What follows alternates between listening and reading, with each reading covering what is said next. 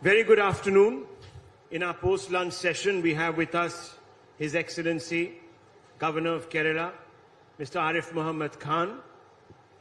And we are going to speak to him about the role of governors in a democracy.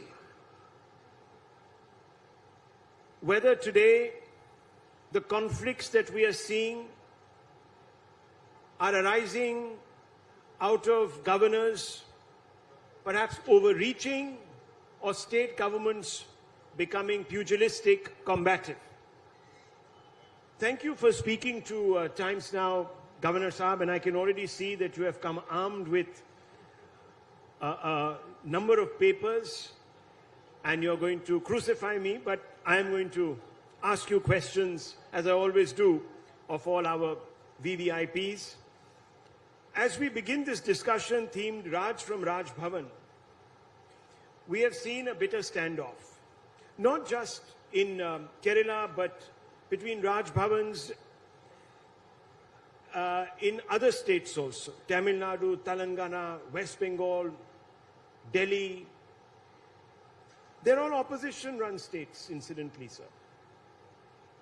The accusation against governors in these opposition-ruled states is that they're overreaching and they're stifling the rights which are secured democratically on the back of a popular mandate of chief ministers and their cabinet. How do you react to this statement, sir?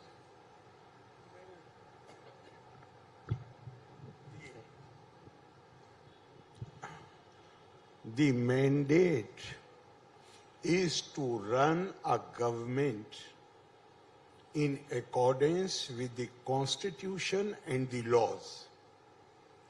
In a democracy, in a rule of law society, it is the rule of the law, not the rule of the ruler. Law clearly defines the boundaries. I have said, because you are saying that overreach by the governors. I have spent more than 3 years in Kerala.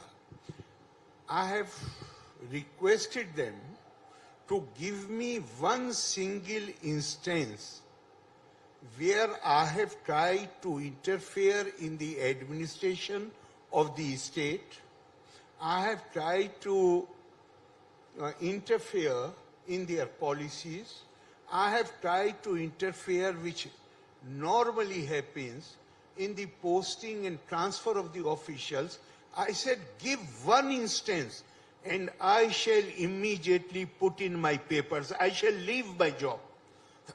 But the law clearly says that, and first let me complete this. Law clearly lays down that running of the universities in the state, governor, by virtue of his office, he shall be chancellor, and according to the law, the running of the universities comes under the jurisdiction of the governor.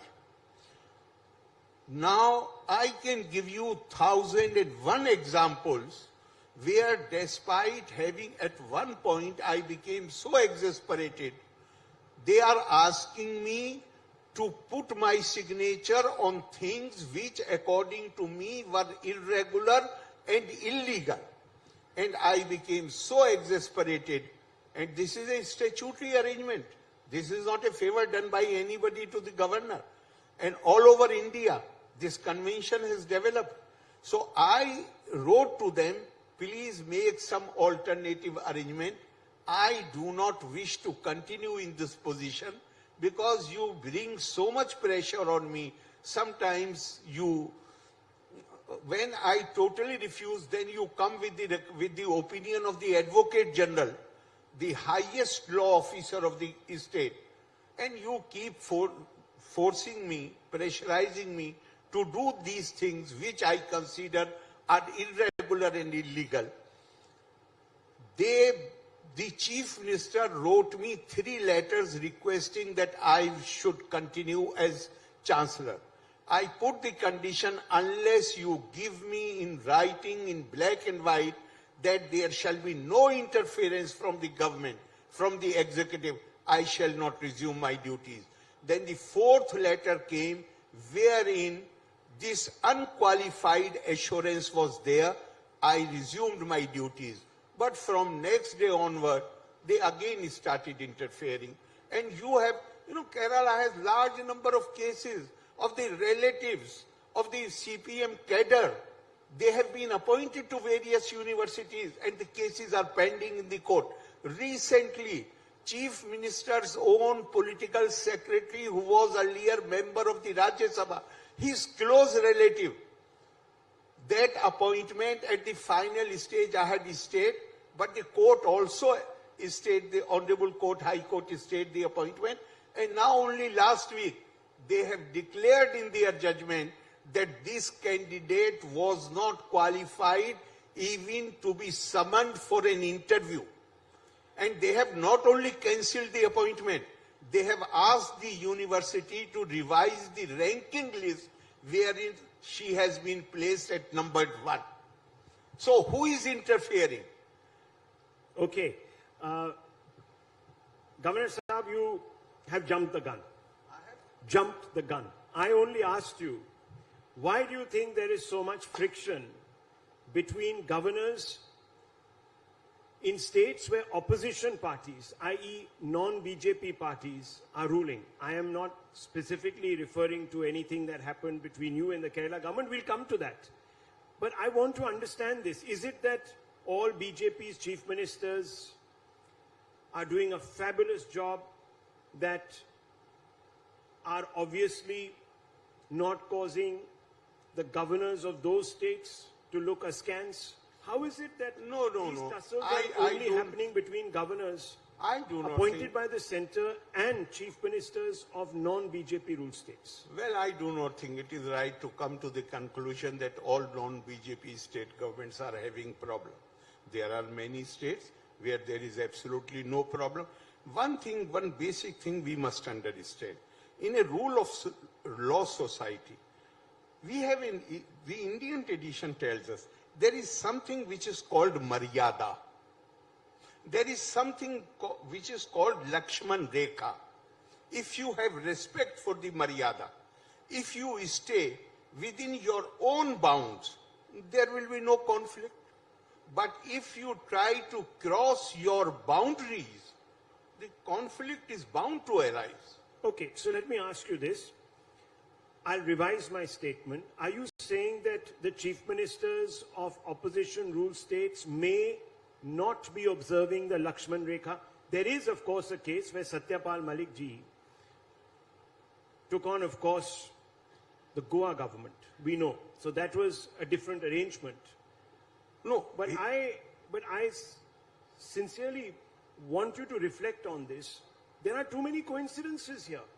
We are talking about opposition ruled states where the governors have many run-ins with the chief minister. Are they all crossing the Maryada and BJP CMs never cross the Maryada or the Lakshman Rekha? I can't speak on behalf of the other people. I can speak only what I do know. I have not studied other cases. How is it possible for me? But one thing I will tell you. But you believe in ittifaq. Ittifaq. You believe in ittifaq. No, I do not. I won't even say that because I do not think all the non-BJP states have the problem with the governors. And I also do not believe that the BJP governments, there are no differences of opinion between the government and the governor. The recent 3 judgments, one is regarding West Bengal, one is regarding Kerala, and one is regarding Gujarat, which has a BJP government. So I do not think we should generalize these things. Even in BJP-ruled states, there have been some time difference of opinion. Basic thing is that because our governments, and that we are a democratic society, we are proud of that. Our governments are elected by the people, therefore sometimes people who do not understand, the elected people, who do not understand the concept of the autonomy of the universities. They do not understand the concept that university can become university only when there is no interference by the executive. They think because they have been elected into office, therefore they should run the whole show. No, universally accepted principle that universities' autonomy must be protected. Universities should be free from otherwise. I will just give you one example. One example because I am carrying it with you.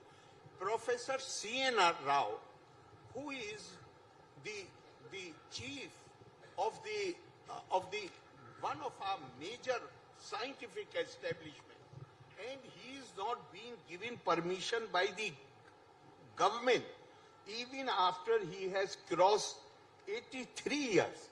He has written a letter. He has written a letter to my predecessor. That is about 3 years back.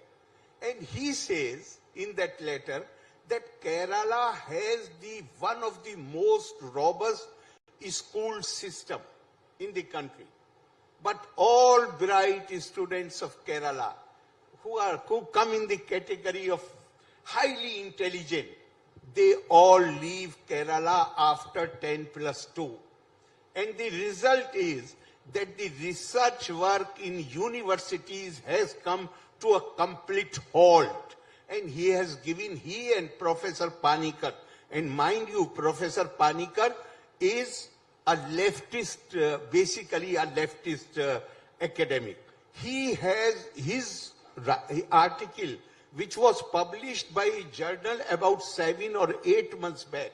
He is scathing in his attack on and he is saying that all this is happening because of the political interference in the functioning of the universities. You will be surprised to know that in a premier institution like Kerala University, which is one of the oldest university, recently CAG has pointed out there are at least 7 or 8 departments where there is no faculty member, but the department is there. 32% staff are on contract basis, whereas UGC regulations do not allow more than 11% of staff to be engaged on contract basis. So the point you're making is that your intervention... My intervention, no, it is my responsibility. This is what creates confusion. Running of the universities is not the responsibility of the state government under the law. It is the responsibility of the chancellor. Okay, let's look at the role. Larger question to you. Can we ignore the words of Dr. B.R. Ambedkar, who during the Constituent Assembly debates in 1949 expressly said that, and I quote him, "Governor under the Constitution has no function which he can discharge by himself, no function at all," unquote. He also said, and I quote, "The governor is bound to accept the advice of the ministry," unquote. On principle, would you agree with these words of Dr. B.R. Ambedkar? Totally. Okay. Totally. And no, just a moment, please. If I totally agree with him, because to run the state administration as provided in the Constitution, the subjects which come under concurrent list and the state list, it is the responsibility of the state government which has been elected by the people. And I am making again this offer. If anybody cites one instance where I have tried to interfere in that, I shall not take even 1 minute to resign from the position which I am holding. I totally agree with Dr. Ambedkar. But at the same time, even Dr. Ambedkar accepted that universities, the charge of the universities cannot be given to the state government. There is a universally accepted convention that universities must be autonomous and must be free from executive interference. I am doing what law has entrusted to me. Okay, there is a difference, obviously, of opinion on this subject, and that's why it's before the court.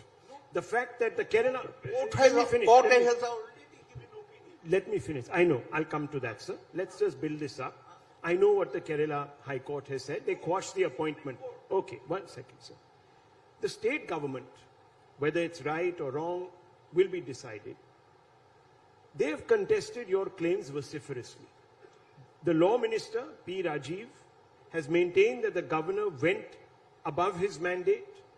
Rajiv has said that a chancellor, the governor in this case, as you know, can remove a VC only on 2 grounds.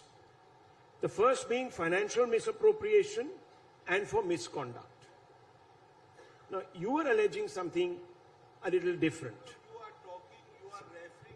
You are referring to statements of gone by ages.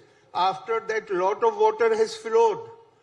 After that, this statement, three judgments of the Honorable Supreme Court have come. In one judgment, Honorable Supreme Court has said, state government has no role in the appointment of the Vice Chancellor. That pertains to Calcutta. No, let me complete. And then in the case of Kerala University,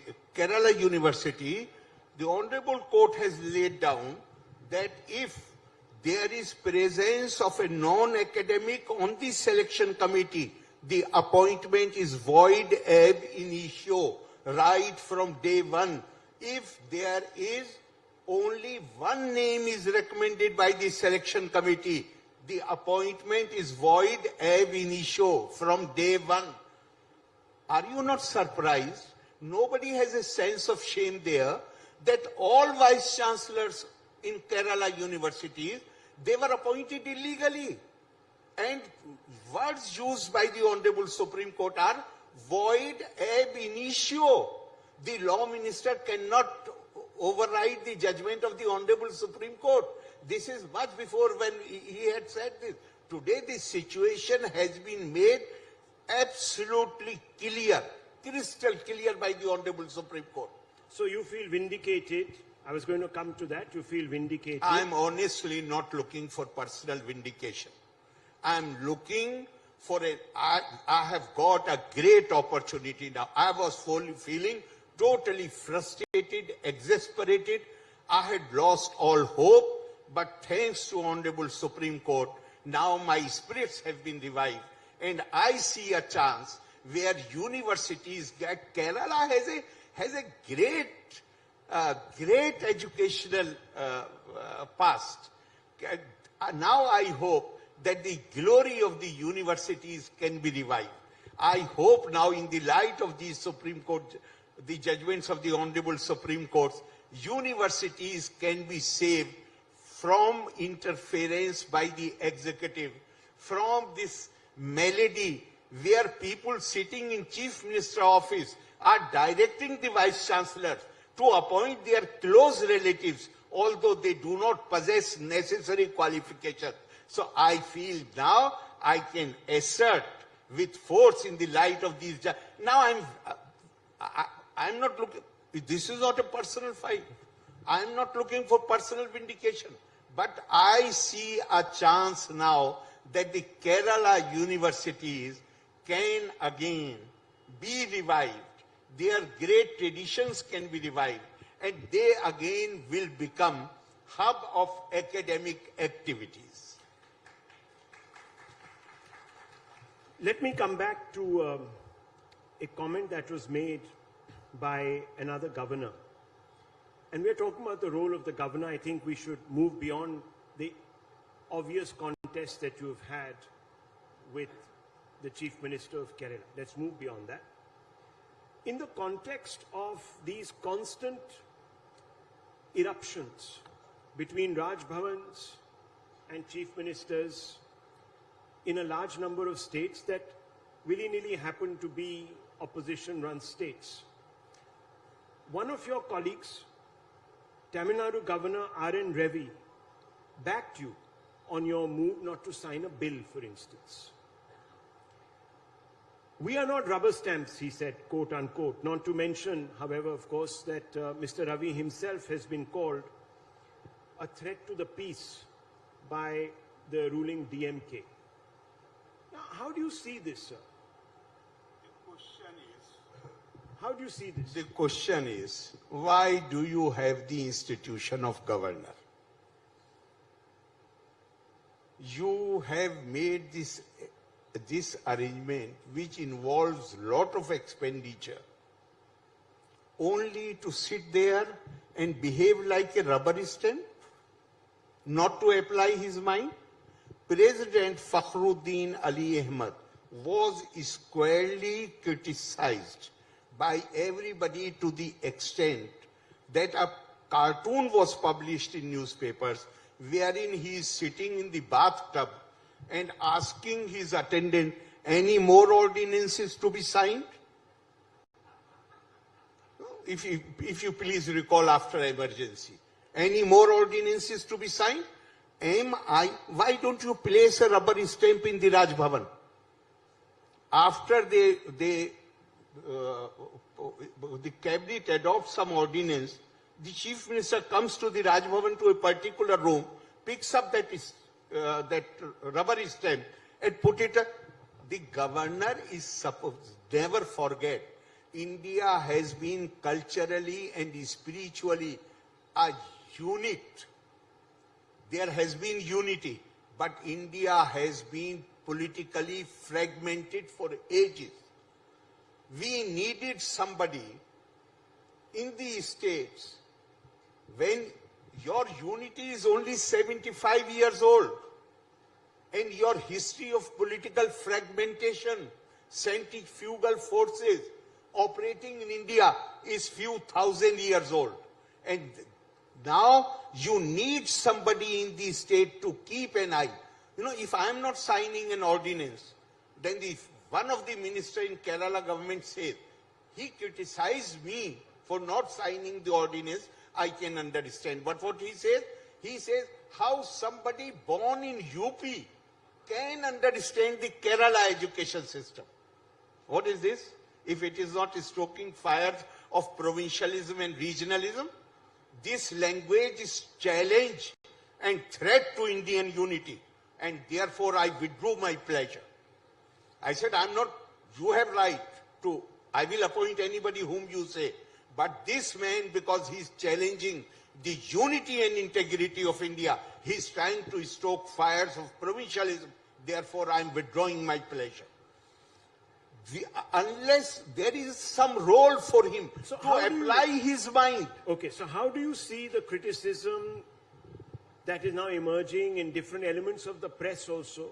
One second, sir. In many editorials where they say that governors in certain states that are run by the opposition assume that they are the de facto popularly elected chief ministers and they have a right, as you have said yourself, to step in and take calls. In your case, sir, not sign an ordinance. How do you reconcile yourself with this criticism that's coming your way? If you are sending an ordinance or bill which is repugnant to UGC regulations, which is repugnant to the... How can you allow any ordinance or bill to become law which allows you to become judge in your own cause? They want to take away the powers of the Lokayukt. They want to pack for the first time anywhere in India. They have proposed an ordinance. But this is also true, this powers of the Lokayukta, in Karnataka. In Karnataka. But there has been commentary about how the powers of the Lokayukta there have also been sought to be weakened. No. Sir, how is it that the governors there are not doing their duty? Are they doing their duty or they're not doing their duty? In recent years, there has been no amendment to the Lokayukta Act. Sir, in Karnataka. There has been At a least move. I can say for the last 4 or 5 years. There has been a move. It has been talked about. All I'm saying is, let's take it forward. I'm saying that I this have is already checked it. This is not, one second, so this is not something that is even happening between the government at the center and the president. How is it only happening in opposition states? That is the question, sir. I keep coming back to it. For me, the question is that if anything comes for me to approve, I will apply my mind. I will apply my mind in my opinion. Ultimately, suppose I also sign it, and it is repugnant to any provision of the Constitution, or in the matters of education repugnant to UGC regulation, it will be struck down by the Honorable Court. But I would like to address the basic question, where the problem really comes from. At the time when CAA, Citizenship Amendment Act, was passed, there was agitation in some parts of the country. Kerala was very active against that act. Now, there is no problem. In democracy, everybody has right to criticize. Criticism is the essence of democracy. But problem arises when you cross your boundaries. Citizenship is something which comes exclusively under the central government. If any political party in the state, in Delhi, anywhere, they pass a resolution against it, it is absolutely fine. But when you take the matter to the Kerala Assembly, which has no jurisdiction over citizenship, and you waste the money of the exchequer on summoning these sessions, and then you go to the Supreme Court and do not even inform the governor, then the problem arises because you are exceeding your powers. Okay, let's talk a little bit about some larger issues. Yes. National issues. Okay. The Places of Worship Act, Your Excellency. And we are talking at a time when the Ayodhya issue has already been settled. But Gyan Vapi and Krishna Janam Bhoomi cases are being heard, as you know. One obstacle is the Places of Worship Act, 1991, which is a statute of limitations of sorts. Do you believe it should be revoked, sir? Do you think what I believe in, I should share it publicly at a time when the matter is sub judice? Will it be okay for me? It is not okay for me. That I should air my views or my beliefs on a subject which is under consideration of the judiciary. Not right for me. Let me ask you this question in a roundabout way. So you never mince your words, as our audience now is pretty aware. Is it right, not talking about this case, is it right that one community doesn't have the agency to revisit its own culture, its own traditions, and is cut off by an act of parliament? I do not know what you are referring to, but as far as I am concerned, I had taken this position in 1980. For social interactions, it's all right. Communities are there. But we will have to get rid of this colonial mindset where India was viewed as conglomeration of communities and not as a nation. When you say representation, when I represented Kanpur constituency, I represented Bahraich constituency. Was I representing any particular community? Or I was representing everybody, even those who had opposed me, who had not voted for me, or I was representing everybody. Now we said goodbye to two main evils at the time of drafting our constitution. Our constitution makers realized that what made India weak, what made India vulnerable, what made India conquerable was this institution of untouchability and the separate electorate, where each community was used to elect their own representative. Therefore, these were the two things, two evils in our old system which we abolished. But unfortunately, some parts of the country, some people somewhere are still practicing untouchability.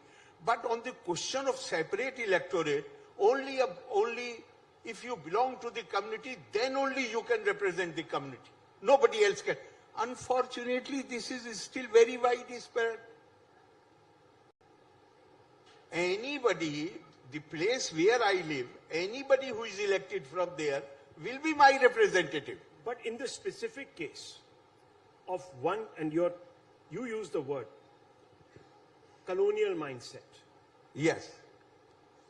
One community is sought to accept. One community is being asked Huh. to accept a colonial imposition. Their places of worship have been built over. They can't reclaim those places of worship. Isn't there an imbalance? And will this not perpetuate, sir, a kind of resentment? I do not really know, because unfortunately you will have to see this thing in a historical context. I'll tell you the historical context. Yes. When the Places of Worship Act, when the bill was brought in 1991, there were 3 or 4 days of debates. It was rushed through. The BJP walks out. Manishankar Iyer and some others held forth, and the bill is passed. I'm not talking about the legalities. I'm only talking about today the lack of consensus in Parliament over something that seemed to limit a claim of only one community. How is that possible? You're talking about a nation that I'm not really... the state must represent everyone's interests equally. Here it's unfortunate. Concern you are expressing seems genuine, but the problem is that I have not studied this subject in depth, and I shall be very hesitant to comment on something which is under the consideration of the judiciary. Secondly, I would like to remind everybody that we have a basic duty, national duty, to respect and abide the constitutional institutions, icons, national flag, national symbol. So we must have trust in our institutions. Okay, but let we me must ask have you, trust in our judiciary. Okay, let me ask you. Yes. There is a seemingly, I haven't done an exact poll on this, but seemingly there is a groundswell of support for the petitioners in the Gyanvapi case. It appears the BJP is also championing their cause in public, even though the matter is being heard at various levels in the courts. In principle, do you think that a government at the center should bring in an amendment or a bill to revoke this particular Place of Worship Act? Because principally, we are talking about principles. It appears to prejudice one community more than others. Simple question, sir. It is not a question. It is your view, and I assure you that I will take note of it, and I will... Sir, you are skirting my question. You are skirting my question. You are too well read. You are too well informed. I will definitely pass on your views to the people who are concerned with this matter. Okay. Let me move on to the matter of illegal conversions. To a? Illegal conversions. Yes. Now, there have been some state governments that have passed bills barring illegal conversions. The opposition is upset. They are saying that, look, this is an attempt to try and break relations between faiths. Between? Faiths. Okay. For example, there is a lot of talk about fraudulent attempts being made by members of one community to marry women of one community and convert them. I don't want to use the word that is commonly and colloquially referred to, because I don't think I should legitimize it on this platform, but I think you know what I'm talking about. So I'm asking you, sir, do you think these bills and these laws that are being passed by the state governments are in the interest of community relations, or is the opposition right that these are attempts at projecting a kind of Hindutva narrative as it is being said? I would like to look at it in this manner, that the need for these bills arose because in fact, the first judgment came from Kerala High Court. Yes. Because there were so many complaints. So suppose even if these bills were not there, otherwise the law of the land allows anybody to indulge in fraudulent activities, to mislead somebody, to exploit somebody. Even otherwise it is not allowed. But because of the specific cases came to the knowledge of the state governments, therefore, in order to address the not only the problem, but also people who felt concerned about this, they thought it is only reiteration of the laws which already exist, which do not allow any fraudulent, any deception, any misleading. I agree with you. Governor Saab, are these isolated complaints that came, or do you think that there is, as some in the BJP and the larger Sangh Parivar claim, is part of a larger machination? What do you think? Well, I think we are a mature democracy and we have very good, robust, healthy system. Even if there is some not just complaint, even if we hear about some organized attempts, then thorough investigation must be made and it must be made public. Kerala Governor speaking his mind as he always does. Thank you. Thank you, Governor Saab. Thank you very much for gracing this platform. Thank you for your time and your patience.